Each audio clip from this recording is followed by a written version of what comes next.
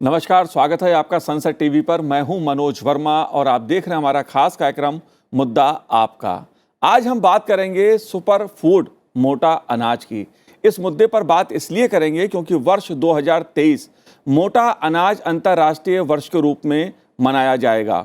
दरअसल मार्च 2021 में भारत की ओर से पेश एक प्रस्ताव को संयुक्त राष्ट्र महासभा द्वारा सर्वसम्मति से स्वीकार कर लिया गया था, जिसके तहत वर्ष 2023 को अंतर्राष्ट्रीय मोटा अनाज वर्ष घोषित किया गया। भारत के इस प्रस्ताव का 70 से अधिक देशों ने समर्थन किया। भारत सरकार मोटा अनाज को लगातार बढ़ावा देने की कोशिश कर रही है। प्रधानमंत्री नरेंद्र मोदी ने मंगलवार को संसद सदस्यों से मोटा अनाज अंतर्राष्ट्रीय वर्ष 2023 को एक जन आंदोलन बनाने का आह्वान किया। प्रधानमंत्री नरेंद्र मोदी ने संसद भवन परिसर में भाजपा संसदीय दल की बैठक को संबोधित करते हुए दो पहलुओं पर खास तौर पर जोर दिया। पहला, मोटे अनाज के माध्यम से चल रहे पोषण अभियान का प्रचार और दूसरा, मोटे अनाज से बने खाद्य पदार्थों को लेकर जागरूकता अभियान, जिससे G20 की बैठकों और कार्यक्रमों में शामिल प्रतिनिधि इसके महत्व को समझ सकें। इस बीच अंतर्राष्ट्रीय मोटा अनाज वर्ष को चिन्हित करने के लिए केंद्रीय कृषि मंत्री नरेंद्र सिंह तोमर ने मंगलवार को ही लोकसभा और राज्यसभा सांसदों के लिए विशेष भोजन की मेजबानी की। सदस्यों को ज्वार, बाजरा और रागी से बने भोजन परोसे गए। इसलिए मुद्दा आपका में सुपर फूड मोटा अनाज की बात करेंगे। क्या है मोटा अनाज? मोटा अनाज सेहत से लेकर खेती और अर्थव्यवस्था के लिए क्यों और कैसे है फायदेमंद? चर्चा करने के लिए खास मेहमान मेरे साथ जुड़े हुए हैं, मौजूद हैं।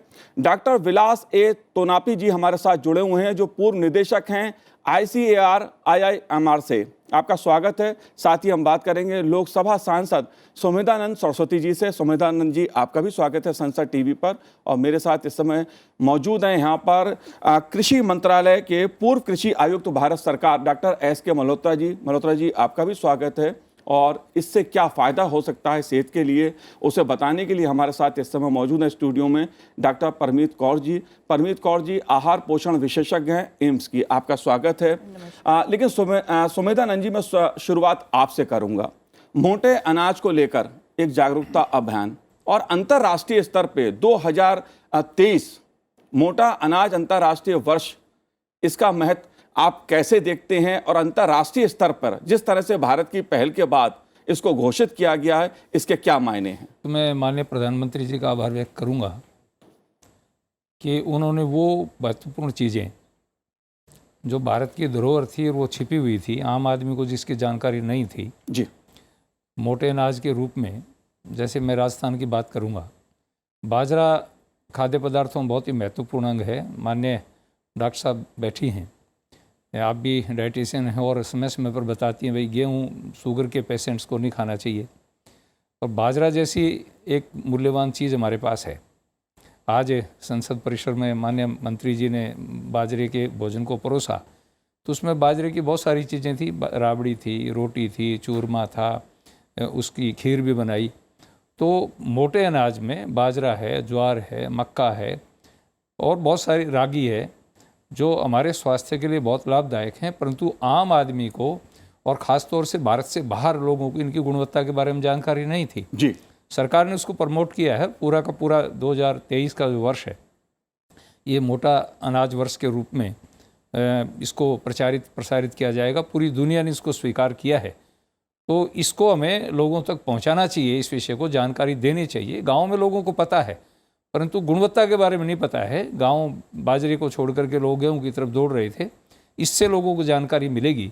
और पुनः मैं माननीय प्रधानमंत्री जी, कृषि मंत्री का आभार व्यक्त करूंगा और आम आदमी से निवेदन करूंगा कि हमारे घर में सोना है जी। बाजरा ऐसी चीज़ है जो बिना किसी प्रकार के रासायनिक खादों के, दवाइयों के तैयार होता है। विशुद्ध जैविक हम जिसको कह सकते हैं। पानी से केवल वर्षा ऋतु की फसल है और उसमें गोबर की खाद लोग डालते हैं, खाली जमीन पड़ी रहती है, उसमें ताकत भी होती है। तो इतना बढ़िया महत्वपूर्ण सामग्री, खाद्य सामग्री हमारे पास है, उसको हमें प्रयोग में करना चाहिए और उसका प्रचार प्रसार भी करना चाहिए। जी, डॉक्टर विलास जी, एक बड़ा मुद्दा सुपर फूड मोटा अनाज से संबंधित, जिसको लेकर भारत का अपना एक परंपरागत लंबा एक वो रहा है खाद्य पदार्थों का इतिहास। आप कैसे देखते हैं जब अंतर्राष्ट्रीय स्तर पर मोटा अनाज अंतर्राष्ट्रीय वर्ष मनाने की तैयारी की जा रही हो, दुनिया भर में मोटे अनाज की बात होगी, चर्चा होगी, आप कैसे देखते हैं इस मुद्दे को? देखिए, मोटे अनाज जो है पोषक अनाज के रूप में जाने जाते हैं। उसमें जो गुणवत्ता है, खनिज, विटामिन्स, मिनरल्स, इसके जो भरपूर मात्रा इसमें मौजूद है, इसके वजह से सारी दुनिया को ये पोषक अनाज या मोटे अनाज की जरूरत है। क्योंकि सारी दुनिया अभी लाइफस्टाइल डिसीजेस, जो डायबिटीज हो, हाइपरटेंशन हो या ग्लूटेन एलर्जी हो, ये सारी चीजों से जूझ रही है। तो अभी ये ग्लूटेन फ्री ग्रेन्स जो हमारे भारत के हैं, एंशिएंट ग्रेन्स हम जो बताते हैं, ये अभी हमको इंटरनेशनल प्लेटफॉर्म में इसको लेके जाके सारी दुनिया को पोषण सुरक्षा देने का एक अभियान, ये अभी जो प्रधानमंत्री के नेतृत्व में हो रही है।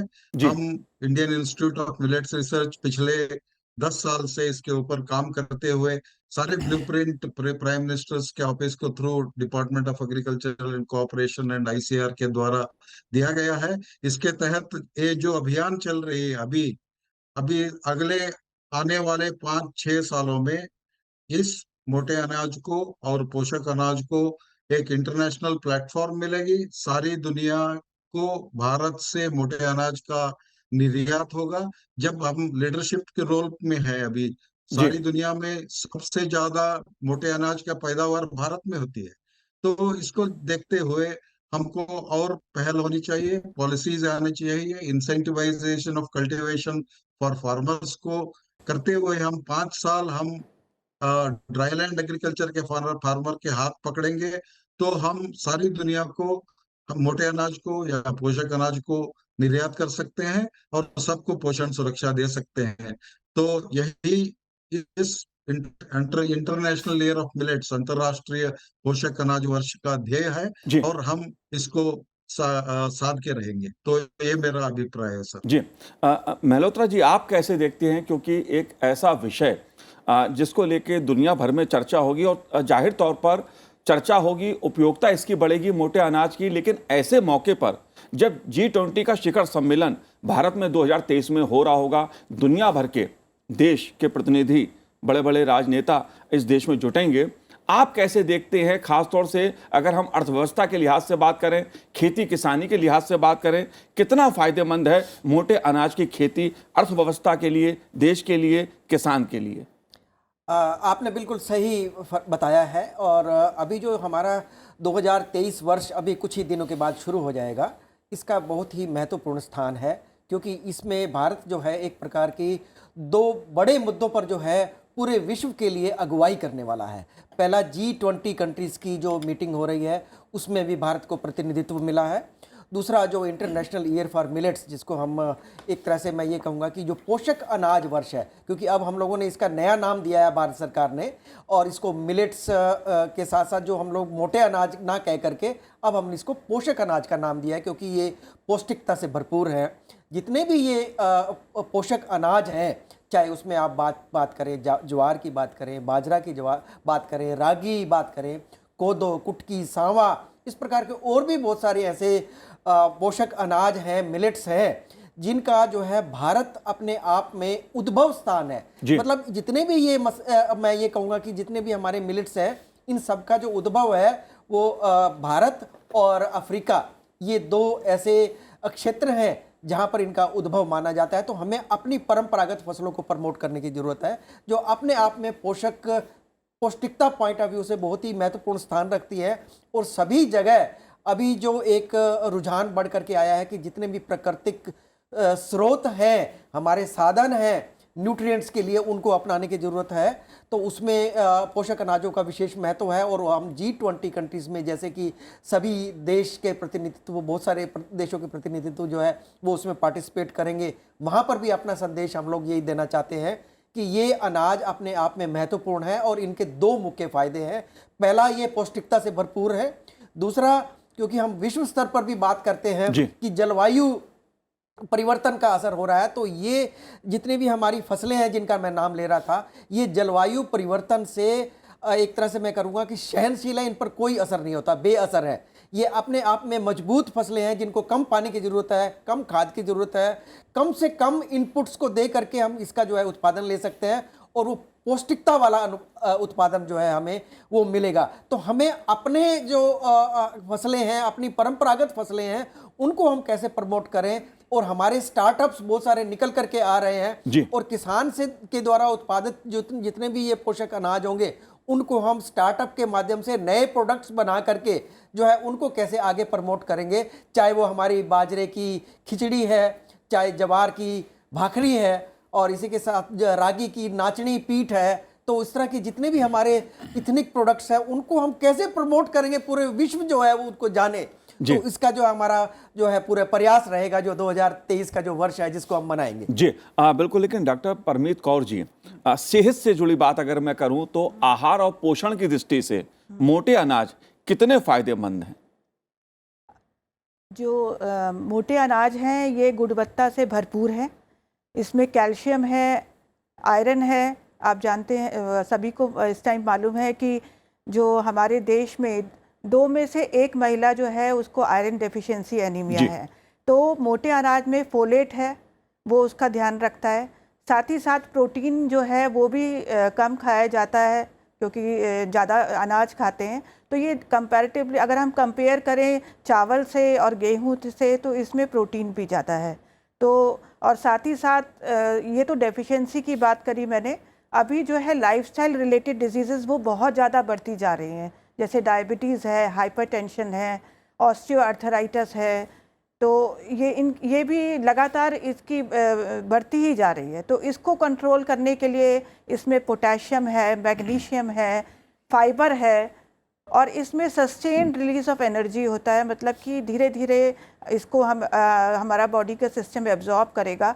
तो ये जो बीमारियां हैं इनकी मैनेजमेंट करने के लिए, कंट्रोल करने के लिए ये हमारे लिए बहुत ही सुपर फूड है इस टाइम पे। सोना है जैसे अभी आपने भी कहा, तो इसलिए बिल्कुल। खास तौर से अगर आपने बात की डायबिटीज़ की बात की, हाई ब्लड प्रेशर की बात की, अगर दिल के रोगों की बात करूं मैं, तो उसमें भी इसकी उपयोगिता काफ़ी अधिक कारगर मानी जाती है मोटे अनाज के मामले में। लेकिन सुमेधानंद जी, अगर हम बात करें हरित क्रांति की, थोड़ा मैं पीछे चलता हूं, क्योंकि इस देश में हरित क्रांति से कुछ फायदे हुए तो कुछ उसके दुष्परिणाम भी उभर के सामने आए। मोटा अनाज आम खाने में कहीं ना कहीं पीछे छूटता चला गया, जिसको आज हम प्रधानमंत्री नरेंद्र मोदी जी ने फिर से एक बार कोशिश की, अंतर्राष्ट्रीय स्तर पर इसकी चर्चा हो रही है। क्या क्या देखते हैं आप, इस पहलू को कैसे देखते हैं? क्या हरित जो क्रांति थी उसने कहीं कहीं मोटे अनाज की खेती को प्रभावित किया? बीच में एक दौर ऐसा था जी, सन 60, 62, 64 तक, जब देश में खाद्यान्न की संकट था। हम उसमें पढ़ते थे और लाल बहादुर शास्त्री जब प्रधानमंत्री थे तो एक आह्वान किया गया कि सब लोग घर से अनाज लेकर के आएं, सोमवार का उपवास रखें। उस समय एक अनुभव हुआ कि हमें अन्न की तरफ ध्यान देना चाहिए, उत्पादन की तरफ। इंदिरा जी के टाइम में हरित क्रांति का एक दौर चला। उसमें परिणाम ये निकले कि हमने विदेशों से रासायनिक खादों को आयातित किया, और रासायनिक खाद आने से जहाँ फसल का उत्पादन बढ़ा उससे बीमारी बढ़ गई। आज पूरा पंजाब कैंसर में जकड़ा पड़ा है, पूरा का पूरा। आप ये पूरा उत्तर का क्षेत्र देखेंगे, जहाँ जहाँ रासायनिक खाद अधिक बढ़ता चला गया वहीं पर ये बीमारियाँ बढ़ती चलेगी। रासायनिक खाद के साथ साथ में फिर रासायनिक दवाएं भी आ गई, विदेशी बीज आए, विदेशी बीज अनेक प्रकार की बीमारियां लेकर के आए, हमारे क्लाइमेट में सेट नहीं हुए, और उसका परिणाम ये हुआ कि जो हमारे परंपरागत भोजन थे, जैसे मुझे ध्यान है बचपन में हम छोटे छोटे थे, हम बाजरा खाते थे, कढ़ी खाते थे, राबड़ी खाते थे, खिचड़ी खाते थे। मिट्टी की हांडी में खिचड़ी बनती थी और उसका जो स्वाद था वो अलग ही स्वाद होता था। अब बीच में आज की पीढ़ी, नई पीढ़ी खिचड़ी भूल गई, राबड़ी को तो जानते ही नहीं है, रबड़ी जानते हैं राबड़ी की जगह, तो उसको जानते ही नहीं बच्चे। तो अभी माने प्रधानमंत्री जी ने इसको एक नया स्वरूप दे करके जो प्रसारित किया है, और अभी न्यू जनरेशन भी आप देखते हैं कि जयपुर में तो बहुत सारे इस प्रकार के होटल खड़े हो गए, गांव के अंदर होटल खड़े हो गए। वहाँ जा कर के लोग आज खुद जा कर के ये जो मोटा अनाज है इसकी भोजन थाली मांगते हैं और उसको आनंद लेते हैं। ये एक विशेष प्रकार का प्रभाव जो है पड़ने लग गया। और मैं तो बता रहा हूँ कि मैं जहाँ आश्रम में रहता हूँ आज भी हम चूल्हे पर रोटी बनाते हैं। तो जितने भी गेस्ट आते हैं और आते हैं वो तो खुद कहते हैं, मांगते हैं कि स्वामी जी अपनी वो चूल्हे वाली रोटी खिलाओ। क्योंकि हमारा प्राचीन जो परंपराएं थी उनमें बहुत कुछ धरोहर थी हमारी। इस आधुनिकता के नाम पर हमने बहुत कुछ खोया है, परंतु ठीक है, माननीय प्रधानमंत्री जी उसको फिर वापस ले जा रहे हैं उस तरफ।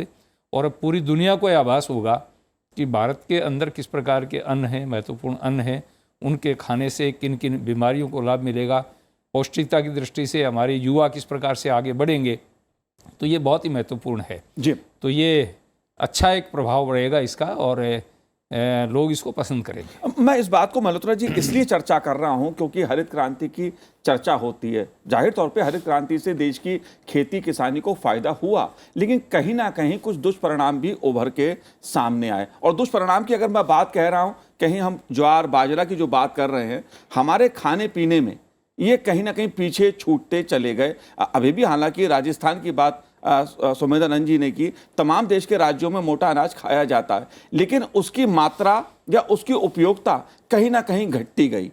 आप कैसे देखते हैं इस पहलू को? ये जो प्रश्न है बिल्कुल ठीक है, क्योंकि जैसे ही 1970 के आसपास की बात है, जब हमारा ग्रीन हरित क्रांति की शुरुआत हुई, उस टाइम हमारे सामने एक बड़ी गंभीर समस्या थी कि हम जो है अन्न का उत्पादन कैसे अधिक से अधिक करें। तो उस समय में गेहूं और चावल को जो है काफ़ी बढ़ावा मिला और उसमें उस तरह की कई अधिक उत्पादन वाली किस्में जो है उनको भी उसमें रखा गया। तो उससे क्या हुआ कि, और उसका क्या कि प्रोक्योरमेंट भी रहा कि भाई इसको जो है हम लोग अपनी खाद्य सुरक्षा को सुनिश्चित करने के लिए जो है इनको भारत सरकार ने उसको पब्लिक डिस्ट्रीब्यूशन सिस्टम के लिए भी उसको खरीदना शुरू किया। तो क्या हुआ कि वो एरिया कहीं ना कहीं से कटा, तो वो जितने भी हमारे मोटे अनाज थे तो उनका एरिया कट के जो है इनकी तरफ आया, तो वहाँ से हमारा एरिया घटा और तो हमारा उत्पादन भी घटा, और उससे जो है हमारे कई दुष्परिणाम सामने निकल करके आए जो खाद्य से। तो अभी हम लोग उस चीज़ को दोबारा से महसूस करने लगे हैं कि जो हमारा भोजन, संपूर्ण भोजन था, उसको दोबारा से हम लोगों को नेचुरल डाइट पे लाने की ज़रूरत है। तो संपूर्ण भोजन करने की ज़रूरत है।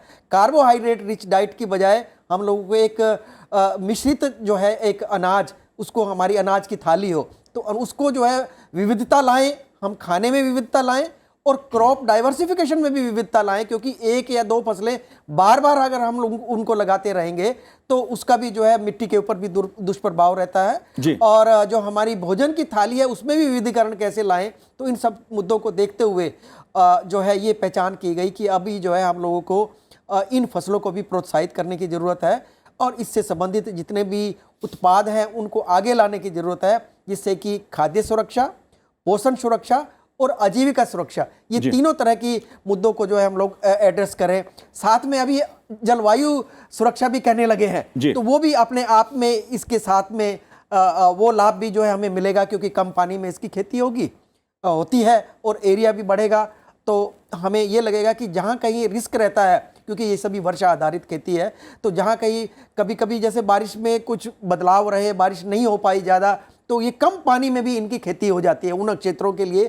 तो मैं ये कहूँगा कि एक वरदान साबित होंगे। जी, लेकिन डॉक्टर विलास जी, अगर किसान की दृष्टि से मैं बात करूं तो मोटे अनाज की खेती किसान के लिए कितनी फायदेमंद है? जलवायु के लिए फायदेमंद के तो सामने पहलू आ गए, लेकिन किसान के लिए कितनी फायदेमंद है? अर्थव्यवस्था के लिहाज से कितनी फायदेमंद है? और भारत के लिए अर्थव्यवस्था के लिहाज से कितनी फायदेमंद होगी?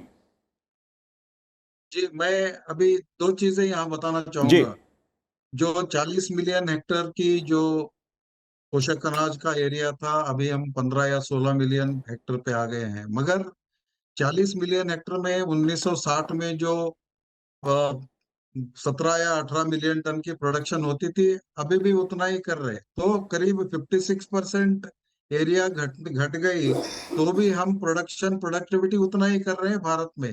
तो ये हमारी आईसीआर यूनिवर्सिटीज की क्रॉप इंप्रूवमेंट प्रोग्राम की वैज्ञानिक कंट्रीब्यूशन का एक महत्वता को दिखाता है। दूसरी चीज आप जो जानना चाह रहे हैं कि कैसे अर्थव्यवस्था को और किसान को ये फायदेमंद होगा, क्योंकि हरित क्रांति के समय में हमको खाद्य सुरक्षा की आवश्यकता थी, उसको हमने पूरा किया। अब जब चलते चलते हमारे भंडारण भर गए हैं, मगर अभी हमारे पास पोषक तत्वों की कमी हो गई, लाइफस्टाइल डिसीजेस बढ़ गए। तो अभी हम एक मार्केट क्रिएट कर रहे हैं। ग्रीन रेवोल्यूशन में व्हीट और राइस को हमने मार्केट क्रिएट किया, मगर ड्राईलैंड एग्रीकल्चर क्रॉप्स को कभी मार्केट क्रिएट करने की कोशिश नहीं हुई। यही प्रयास पिछले 5 या 7 या 8 सालों में चल रही है, और मिलेट्स, पल्सेस, ऑयल सीड्स को एक अच्छा मार्केट क्रिएट करने का, डिमांड जनरेट करने का, लोगों में एक अवेयरनेस क्रिएट करके इनका सेवन से आप कैसे आप लाइफस्टाइल डिसीजेस से मुक्त हो सकते हैं, जी ये सब चीजें बताने का एक प्रयास मिलेट अंतरराष्ट्रीय वर्ष के अभियान पर हो रहे हैं। और अभी 1 साल में जब हम एक मार्केट क्रिएट करेंगे, जो वैल्यू चेन है मिलेट्स की, product producer, food processors, then industry, इसके साथ लिंक करते हुए हमारे जो एजेंसीज है, एपीडा हो, एफएसएसएआई हो, एक्सपोर्ट एजेंसीज हो, एक अच्छी पॉलिसी एक्सपोर्ट की भी बन गई, तो फार्मर को अपना दाम अच्छा मिलेगा।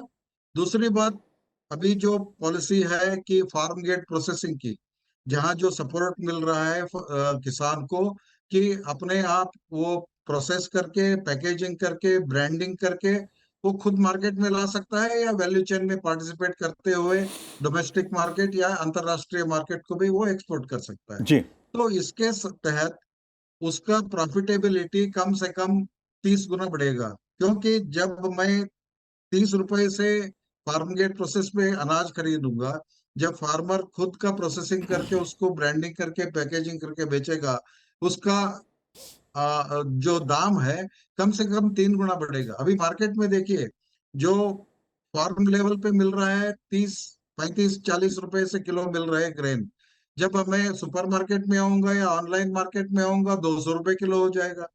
तो देखिए, जब फार्म गेट प्रोसेसिंग होगी, कंज्यूमर को भी अब उनका जी जो कम दाम में उनको खरीदने का एक प्रयास मिलेगा, और फार्मर को 2 या 3 गुना का आमदनी ज्यादा हो जाएगा। जी तो क्या इसलिए वैल्यू चेन में फार्मर्स का पार्टिसिपेशन को एनेबल करते हुए मार्केट क्रिएट करेंगे, तो फार्मर को फायदेमंद रहेगा, और राष्ट्र की आर्थिक व्यवस्था, ये मोटे अनाज या जी पोषक अनाज के बिल्कुल कल्टीवेशन से हम बिल्कुल क्रॉप डाइवर्सिफिकेशन कर सकते हैं, एक्सपोर्ट कैपेबिलिटी बढ़ा सकते हैं, और फार्मर को स्ट्रेंथ दे सकते हैं। जी बिल्कुल किसान की अर्थव्यवस्था के लिहाज से भी फायदेमंद है मोटा अनाज, देश की अर्थव्यवस्था के लिहाज से भी फायदेमंद है मोटा अनाज, और आम आदमी की सेहत के लिए भी जरूरी है मोटा अनाज, फायदेमंद है सेहत के लिए। लेकिन डॉक्टर परमीत कौर जी, आखिरी सवाल मेरा आपसे, क्योंकि आम आदमी जो उपयोग करता है, जो सेवन करता है मोटे अनाज का, वो कैसे करे?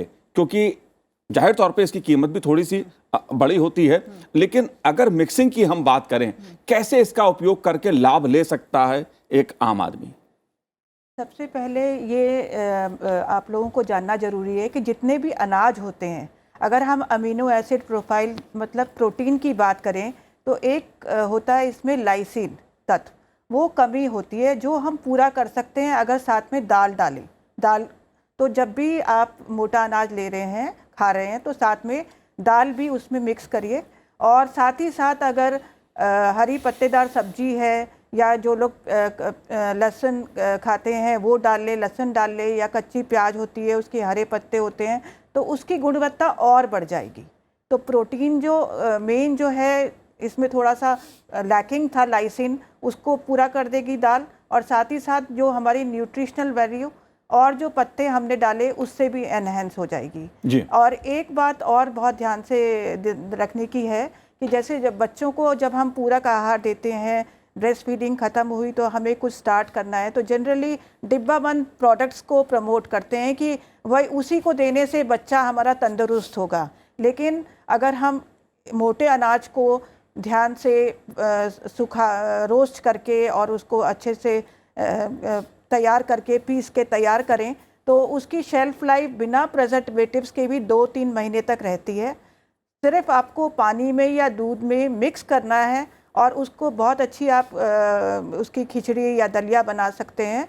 तो बचपन से ही बच्चे को टेस्ट डालना है, क्योंकि जो हमारे पास कई लोग आते हैं जिनको हम बोलते हैं कि आप शुरू करिए मोटा अनाज खाना, तो स्वाद की बात करते हैं कि टेस्ट डेवलप नहीं हो रहा है।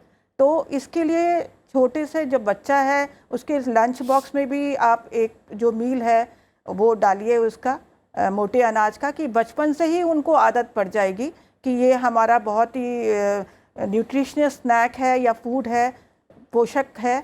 तो आगे जब वो बड़े होंगे तो जो बीमारियों की हम बात कर रहे हैं आजकल के युग में, तो वो भी हम प्रिवेंट कर सकते हैं और हेल्थ को प्रमोट कर पाएंगे हम। जी, जाहिर तौर पे इससे किसान की आय को भी फायदा होगा, लेकिन स्वास्थ्य की दृष्टि से भी मोटा अनाज फायदेमंद है, यानी मोटे अनाज के फायदे ही फायदे हैं। आप चारों ने इस कार्यक्रम में भाग लिया, संसद टीवी से बात की, बहुत बहुत शुक्रिया, बहुत बहुत धन्यवाद हमसे बात करने के लिए। तो इस कार्यक्रम में इतना ही, मुझे दीजिए आज्ञा, नमस्कार।